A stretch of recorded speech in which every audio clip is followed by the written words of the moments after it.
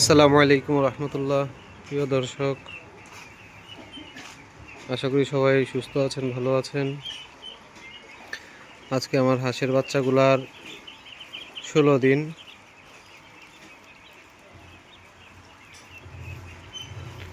প্রচণ্ড গরম, তাই ওদেরকে গোসলের ব্যবস্থা করলাম।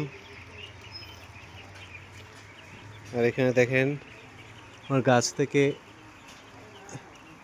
পেঁপে পড়েছিল, হাঁসগুলা পেঁপে খাওয়া শুরু করেছে। আর ওদের চুনা পায়খানা এখন আলহামদুলিল্লাহ ভালোই হয়ে গেছে বলতে পারেন।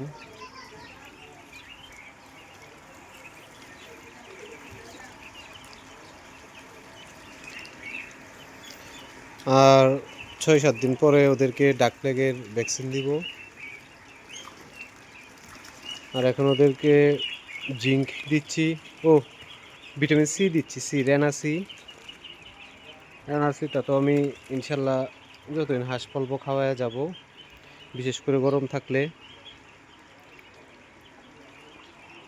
আর আপনার জিঙ্ক দিচ্ছি, জিঙ্কের ডোজ শেষ কমপ্লিট করে এখন আপনার AD3 দিব, AD3।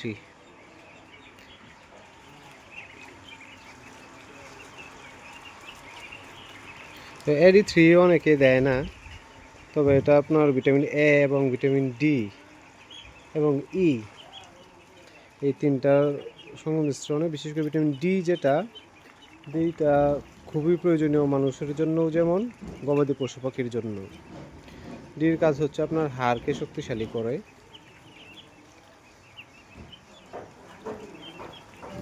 তো আপনারা যারা ডিমের জন্য হাঁস পালবেন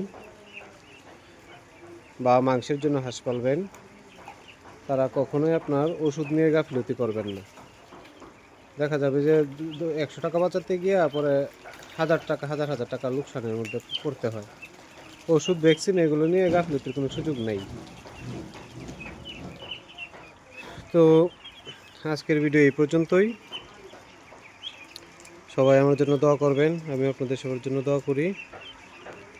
আর আপনাদের অভিজ্ঞতা পরামর্শ দিয়ে আমাকে সাহায্য করবেন। সবার জন্য শুভকামনা রইল। আসসালামু আলাইকুম রহমতুল্লাহ।